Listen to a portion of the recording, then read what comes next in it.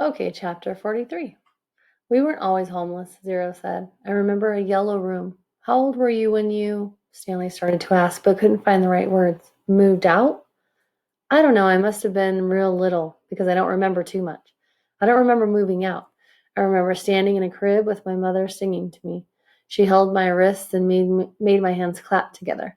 She used to sing that song to me, the one that sang, "It was different, though." Zero spoke slowly, as if searching his brain for memories and clues. And then later I know we lived on the street, but I don't know why we left the house. I'm pretty sure it was a house and not an apartment. I know my room was yellow. It was late afternoon. They were resting in the shadow of the thumb. They had spent the morning picking onions and putting them in the sack. It didn't take long, but long enough so that they had to wait another day before heading down the mountain. They wanted to leave at the first hint of daylight, so they'd have plenty of time to make it to Camp Green Lake before dark. Stanley wanted to be sure he could find the right hole. Then they would hide by it until everyone went to sleep. They would dig for as long as it seemed safe, and not a second longer. And then, treasure or no treasure, they'd head up the dirt road. If it was absolutely safe, they'd try to steal some food and water from the camp kitchen. I'm good at sneaking in and out of places, Zero had said. Remember? Stanley had warned. The door to the rec room squeaks. Now he lay on his back, trying to save his strength for the long days ahead. He wondered what happened to Zero's parents, but he didn't ask. Zero didn't like answering questions. It was better to just let him talk when he felt like it. Stanley thought about his own parents. In his last letter, his mom was worried that they might be evicted from their apartment because of the smell of burning sneakers. They could easily become homeless as well. Again, he wondered if they'd been told that he ran away from camp. Were they told that he was dead? An image appeared in his head of his parents hugging each other and crying. He tried not to think about it. Instead, he tried to capture the feelings he'd had the night before, the inexplicable feeling of happiness, the sense of destiny. But those feelings didn't return. He just felt scared. The next morning, he headed down the mountain. They headed down the mountain. They drank their caps in the water hole before putting them in their heads. On their heads, sorry. Zero held the shovel and Stanley carried the sack, which was crammed with onions and 3 jars of water. They left the pieces of the broken jar on the mountain. This is where I found the shovel, Stanley said, pointing out a patch of weeds. Zero turned and looked toward the top of the mountain. That's a long way. You were light, Stanley said. You'd already thrown up everything that was inside your stomach. He shifted the sack from one shoulder to another. It was heavy. He stepped on a loose rock, slipped, then fell hard. The next thing he knew, he was sliding down the steep side of the mountain. He dropped the sack and the onions spilled around him. He slid into a patch of weeds and grabbed onto a thorny vine. The vine ripped out of the earth, but slowed him enough so that he was able to stop himself. You all right? Zero asked from above. Stanley groaned as he pulled a thorn out of the palm of his hand. Yeah, he said. He was all right. He was worried more about the jars of water. Zero climbed down after him, retrieving the sack along the way. Stanley pulled some thorns out of his pant legs. The jars hadn't broken. The onions had protected them, like styrofoam packing material. Glad you didn't do that when you were carrying me, Zero said. They'd lost a third of the onions, but recovered many of them as they continued down the mountain. When they reached the bottom, the sun was just rising above the lake. They walked directly toward it. Soon they stood on the edge of a cliff, looking down on the dry lake bed. Stanley wasn't sure, but he thought he could see the remains of Mary Lou off in the distance. You thirsty? Stanley asked. No, said Zero. How about you? No, Stanley lied. He didn't want to be the first one to take a drink. Although they didn't mention it, it had become a kind of challenge between him and Zero. They climbed down into the frying pan. It was a different spot from where they had climbed up. They eased themselves down from one ledge to another and let themselves slide in the other places, being especially careful with the sack. Stanley could no longer see the Mary Lou, but headed in what he thought was the right direction. As the sun rose, so did the familiar haze of heat and dirt. You thirsty? Zero asked. No, said Stanley. Because you have 3 full jars of water, said Zero. I maybe thought it was getting too heavy for you.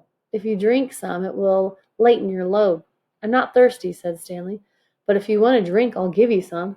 I'm not thirsty, said Zero. I was just worried about you. Stanley smiled. I'm a camel, he said. They walked for what seemed like a long time and still never came across Mary Lou. Stanley was pretty sure they were heading in the right direction. He remembered that when they left the boat, they were headed toward the setting sun. Now they were heading toward the rising sun. He knew the sun didn't rise and set exactly in the east and the west, but more southeast, southwest, but he wasn't sure how that made a difference. His throat felt as if was coated with sandpaper. You sure you're not thirsty? He asked. Not me, said Zero. His voice was dry and raspy. When they did finally take a drink, they agreed to do it at the same time. Zero, who was now carrying the sack, set it down and took out 2 jars, giving one to Stanley.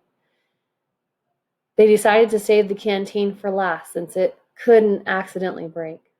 You know, I'm not thirsty, Stanley said, as he unscrewed the lid. I'm just drinking, so you will. I'm just drinking, so you will, said Zero. They clinked the jars together, each watching the other, poured the water into their stubborn mouths. Zero was the first to spot Mary Lou, maybe a quarter a mile away and just a little off to the right. They headed for it. It wasn't even noon yet, and they reached that boat. They sat against the shady side and rested. I don't know what happened, Mother. To my mother, Zero said. She left and never came back. Stanley peeled an onion. She couldn't always take me with her, Zero said. Sometimes she had to do things by herself. Stanley had the feeling Zero was explaining things to himself. She'd tell me to wait in a certain place for her. When I was real little, I had to wait in small areas, like a porch step or a doorway. Now don't leave in here until I get back, she'd say. I never liked it when she left. I had a stuffed animal, a little giraffe, and I'd hug it the whole time she was gone. When I was bigger, I was allowed to stay in bigger areas, like stay on this block or don't leave the park. But even then, I still held Jaffe. Stanley guessed that Jaffe was the name of Zero's giraffe. And then one day she didn't come back, Zero said. His voice sounded suddenly hollow. I waited for her at Laney Park. Laney Park, said Stanley. I've been there. You know the playscape? Asked Zero. Yeah, I've played on it. I waited there for more than a month, said Zero. You know that tunnel that you crawl through between the slide and the swinging bridge? That's where I slept. They ate 4 onions apiece and drank about half a jar of water. Stanley stood up and looked around. Everything looked the same in all directions. When I left camp, I was heading straight toward the Big Thumb, he said. I saw the boat off to the right, so that means we have to turn left.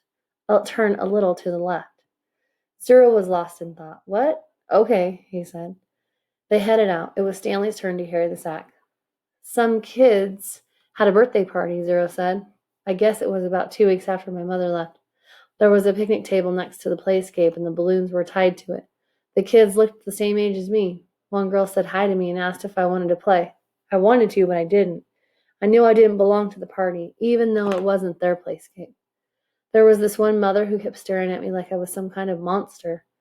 Then later a boy asked me if I wanted a piece of cake, but then that same mother told me, go away, and she told all the kids to stay away from me, so I never got a piece of cake. I ran away so fast I forgot Jaffe. Did you ever find him? For a moment, Zero didn't answer. Then he said, he wasn't real. Stanley thought again about his parents. How awful it would be for them to never know if he was dead or alive. He realized that was how Zero must have felt, not knowing what happened to his own mother. He wondered why Zero had never mentioned his father. Hold on, Zero said, stopping abruptly. We're going the wrong way. No, this is right, said Stanley. You were headed toward Big Thumb when you saw the boat off to the right, said Zero. That means we should have turned right when we left the boat. You sure? Zero drew a diagram in the dirt. Stanley still wasn't sure. We need to go this way, Zero said, first drawing the line on the map and then heading that way himself. Stanley followed. It didn't feel right to him, but Zero seemed sure. Sometime in the middle of the afternoon, a cloud drifted across the sky and blocked out the sun. It was a welcome relief. Once again, Stanley felt that destiny was on his side. Zero stopped and held out his arm to stop Stanley, too. Listen, Zero whispered. Stanley didn't hear anything. They continued walking very quietly, and Stanley began to make out the faint sounds of Camp Green Lake. They were still too far away to see camp, but he could hear the blend of indistinct voices. As they got closer, he occasionally could hear Mr. Sir's distinctive bark. They walked slowly and quietly, aware that sounds travel in both directions. They approached a cluster of holes. "Let's wait here until they go in," said Zero. Stanley nodded. He checked to make sure there was nothing living in it and then climbed into a hole. Zero climbed into the one next to him.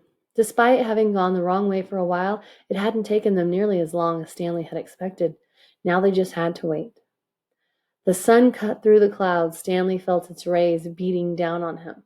But soon more clouds filled the sky, shading Stanley and his hole. He waited until he was certain the last of the campers had finished for the day. Then he waited a little longer.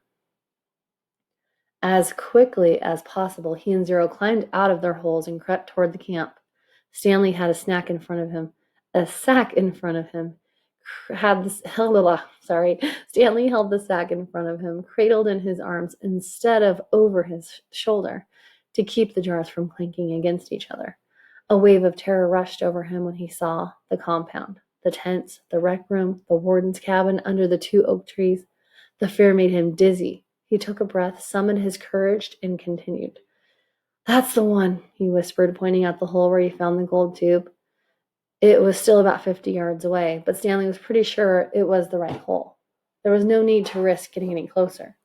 They climbed down into the adjacent holes and waited for the camp to fall asleep. Chapter 44. Stanley tried to sleep, not knowing when he'd get the chance again. He heard the showers and later the sounds of dinner. He heard the creaking of the rec room door. His fingers drummed against the side of the hole. He heard his own heart heat. He took a drink from the canteen. He had given Zero the water jars. They had each a good supply of onions. He wasn't sure how long he remained in the hole, maybe 5 hours. He was surprised when he heard Zero whispering for him to wake up. He didn't think he'd fallen asleep. If he had, he thought it must have just been for the last 5 minutes. Although when he opened his eyes, he was surprised how dark it was. There was only one light on at camp in the office. The sky was cloudy, so there was very little starlight. Stanley could see a sliver of a moon, which appeared in the disappearance among the clouds. He carefully led Zero to the hole, which was hard to find in the darkness. He stumbled over a small pile of dirt. "I think this is it," he whispered. "You think?" Zero asked. "Isn't it?" said Stanley, sounding more certain than he really was. He climbed down. Zero handed him the shovel. Stanley stuck the shovel into the dirt at the bottom of the hole and stepped on the back of the blade. He felt it sink beneath its weight. He scooped out some dirt and tossed it off to the side. Then he brought the shovel back down. Zero watched for a while. "I'm going to refill the water jars," he said. Stanley took a deep breath and exhaled. "Be careful," he said, and continued digging. It was so dark he couldn't even see the end of a shovel. For all he knew, he could be digging up gold and diamonds instead of dirt. He brought each shovelful close to his face to try to see if anything was there before dumping it out of the hole. As he made the hole deeper, it became harder to lift the dirt up and out. It was 5 feet deep before he even started. He decided to use his efforts to make it wider instead. This made more sense, he told himself. If Kate Barlow had buried her treasure chest, she probably wouldn't have been able to dig much deeper, so why should he?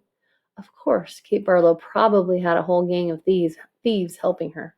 "You want some breakfast?" Stanley jumped at the sound of Zero's voice. He hadn't heard him approach. Zero handed down a box of cereal. Stanley carefully poured some cereal into his mouth. He didn't want to put his dirty hands inside the box. He nearly gagged on the ultra-sweet taste. They were sugar-frosted flakes, and after eating nothing but onions for more than a week, he had trouble adjusting to the flavor. He washed them down with a swig of water. Zero took over digging. Stanley sifted his fingers through the fresh piles of dirt in case he had missed anything. He wished he had a flashlight. A diamond no bigger than a pebble would be worth thousands of dollars. Yet there was no way he'd seen it. They finished the water that Zero had gotten from the spigot by the showers. Stanley said he'd go fill the jars again, but Zero insisted that he do it instead. "No offense, but you make too much noise when you walk. You're too big." Stanley returned to the hole. As the hole grew wider, parts of the surface kept caving in. They were running out of room. To make it much wider, they would first have to move some of the surrounding dirt piles up out of the way. He wondered how much time they had before the camp woke up. "How's it going?" Zero asked when he returned with the water. Stanley shrugged one shoulder. He brought the shovel down to the side of the hole, shaving off a slice of the dirt wall. As he did so, he felt the shovel bounce off something hard. "What was that?" Zero asked. Stanley didn't know. He moved his shovel up and down the side of the hole. As the dirt chipped and flaked away, the hard objects became more pronounced. It was sticking out of the side of the hole, about 1.5 feet from the bottom. He felt it with his hands. "What is it?" Zero asked. He could just feel the corner of it, most of it still buried. It had the cool, smooth texture of metal. "I think I might have found the treasure chest," he said. His voice was filled with astonishment, more astonishment than with excitement. "Really?" asked Zero. "I think so," Stanley said. The hole was wide enough for him to hold the shovel lengthwise and dig sideways into the wall. He knew he had to dig very carefully. He didn't want the side of the hole to collapse, along with the huge pile of dirt directly above it. He scraped the dirt wall until he exposed one entire side of the box-like object. He ran his fingers over it. It felt to be about 8 inches tall and almost 2 feet wide. He had no way of knowing how far into the earth it extended. He tried pulling it out, but it wouldn't budge. He was afraid that the only way to get to it was to start back up at the surface and dig down. They didn't have time for that. "I'm going to try to dig a hole underneath it," he said. "Then maybe I can pull it down and slip it out." "Go for it," said Zero. Stanley jammed the shovel into the bottom edge of his hole and carefully began to dig a tunnel underneath the metal object. He hoped it didn't cave in. Occasionally he'd stop, stoop down, and try to feel the far end of the box. But even when the tunnel was as long as his arm, he still couldn't feel the other side. Once again he tried pulling it out, but it was firmly in the ground. If he pulled too hard, he feared he'd cause a cave-in. He knew that when he was ready to pull it out, he would have to do it quickly before the ground above it collapsed. As his tunnel grew deeper and wider, the more precarious, Stanley was able to feel latches on the end of the box and then a leather handle. It wasn't really a box. "I think it might be some kind of metal suitcase," he told Zero. "Can you pry it loose with a shovel?" Zero suggested. "I'm afraid the side of the hole will collapse." "You might as well give it a try," said Zero. Stanley took a sip of water. "Might as well," he said. He forced the tip of the shovel between the dirt and the top of the metal case and tried to wedge it free. He wished he could see what he was doing. He worked the end of the shovel back and forth, up and down, until he felt the suitcase fall free. Then he felt the dirt come piling down on top of it. But it wasn't a huge cave-in. As he knelt down in the hole, he could tell that only a small portion of earth had collapsed. He dug with his hands until he found the leather handle, and he pulled the suitcase up and out of the dirt. "I got it!" he exclaimed. It was heavy. He handed it up to Zero. "You did it!" Zero said, taking it from him. "We did it," said Stanley. He gathered his remaining strength and tried to pull himself up out of the hole. Suddenly a bright light was shining in his face. "Thank you," said the warden. You boys have been a big help." Chapter 45. The beam of flashlight was directed away from Stanley's eyes and onto Zero, who was sitting on his knees, the suitcase on his lap. Mr. Pendanski was holding the flashlight. Mr. Sir stood next to him, with his gun drawn and pointed in the same direction. Mr. Sir was barefoot and bare-chested, wearing only his pajama bottoms. The warden moved towards Zero. She was also in her bedclothes, wearing an extra-long t-shirt. Unlike Mr. Sir, however, she had on her boots. Mr. Pendanski was the only one fully dressed. Perhaps he had been on guard duty. Off in the distance, Stanley could see 2 more flashlights bobbing toward them in the darkness. He felt helpless in the hole. "You boys arrived just in the nick," the warden started to say. She stopped talking and she stopped walking. Then she slowly backed away. A lizard had crawled up the top of the suitcase. Its big red eyes glowed in the beam of the flashlight. Its mouth was open, and Stanley could see its white tongue moving in and out between its black teeth. Zero sat still as a statue. A second lizard crawled up over the side of the suitcase, stopped less than an inch away from Zero's little finger. Stanley was afraid to look and afraid not to. He wondered if he should try to scramble out of the hole before the lizards turned on him, but he didn't want to cause any commotion. The second lizard crawled across Zero's finger and halfway up his arm. It occurred to Stanley that the lizards were probably on the suitcase when he handed it to Zero. "There's another one," gasped Mr. Pendanski. He shined the flashlight on the box of the Frosted Flakes, which lay on its side beside Stanley's hole. A lizard was crawling out of it. The light also illuminated Stanley's hole. He glanced downward and had to force himself to suppress a scream. He was standing in a lizard nest. He felt the scream explode inside him. He could see 6 lizards. There were 3 on the ground, 2 on his feet, and 1 on his right sneaker. He tried to remain very still. Something was crawling up the back of his neck. 3 other counselors approached the area. Stanley heard one say, "What's going?" and then whisper, "Oh my God." "What do we do?" asked Mr. Pendanski. "We wait," said the warden. "It won't be very long. At least we'll have a body to give that woman," said Mr. Pendanski. "She's going to ask a lot of questions," said Mr. Sir, "and this time she'll have the AG with her." "Let her ask her questions," said the warden. "Just so long as I have the suitcase, I don't care what happens. Do you know how long?" Her voice trailed off and started up again. "When I was little, I'd watch my parents dig holes every weekend and holiday. When I got bigger, I had to dig, too, even on Christmas." Stanley felt tiny claws dig into the side of his face as the lizard pulled itself off his neck and up past his chin. "It won't be long now," said the warden. The warden said. Stanley could hear his heart beat. Each beat told him he was still alive, at least for one more second.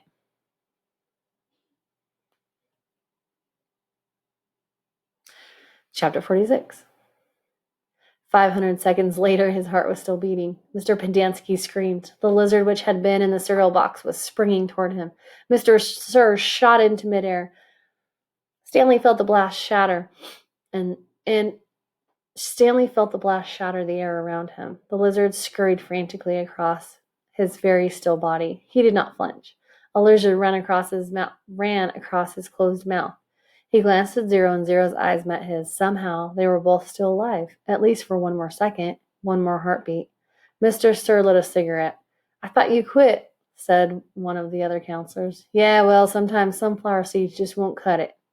He took a long drag on his cigarette. "I'm going to have nightmares the rest of my life." "Maybe we should shoot them," suggested Mr. Pendanski. "Who?" asked the counselor. "The lizard or the kids?" Mr. Pendanski laughed grimly. "The kids are going to die anyway," he laughed again. "At least we got plenty of graves to choose from." "We've got this," said the warden.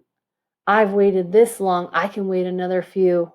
Her voice trailed off. Stanley felt a lizard crawl in and out of his pocket. "We're going to keep our story simple," said the warden. "The woman's going to ask a lot of questions. The AG will most likely initiate the investigation. So this is what happened. Stanley tried to run away in the night, fell in the hole, and the lizards got him. That's it. We're not even going to give them Zero's body. As far as anybody knows, Zero doesn't exist. Like Mom said, we got plenty of graves to choose from."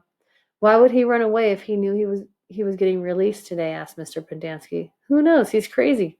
That's why we couldn't release him yesterday. He was delirious, and we had to keep watch over him so he wouldn't hurt himself or anybody else."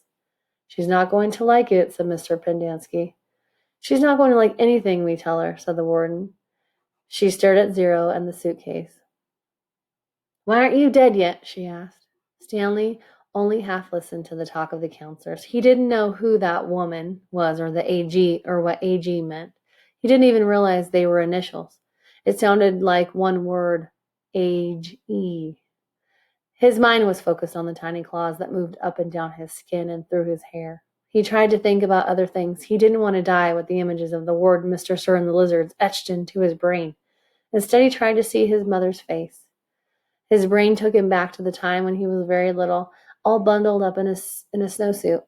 He and his mother were walking hand in hand, mitten in mitten, when they both slipped on some ice and fell and rolled down the snow-covered hill. They ended up at the bottom of the hill.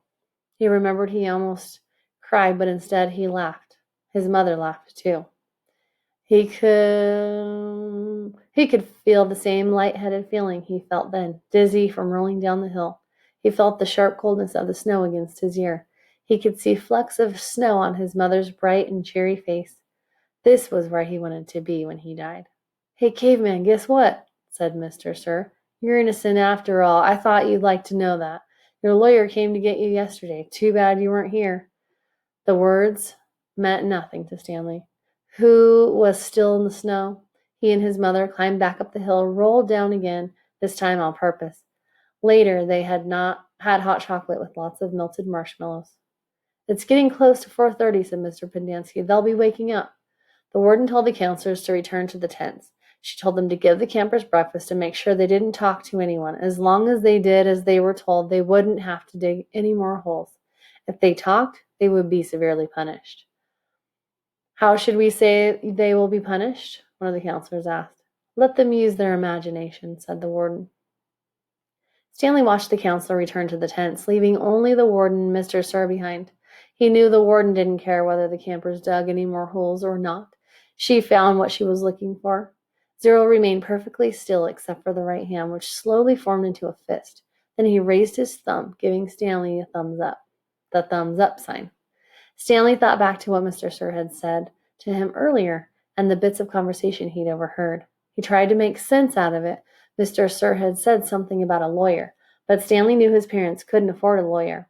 His legs were sore from remaining rigid for so long. Standing still was more strenuous than walking. He slowly allowed himself to lean against the side of the hole. The lizards didn't seem to mind.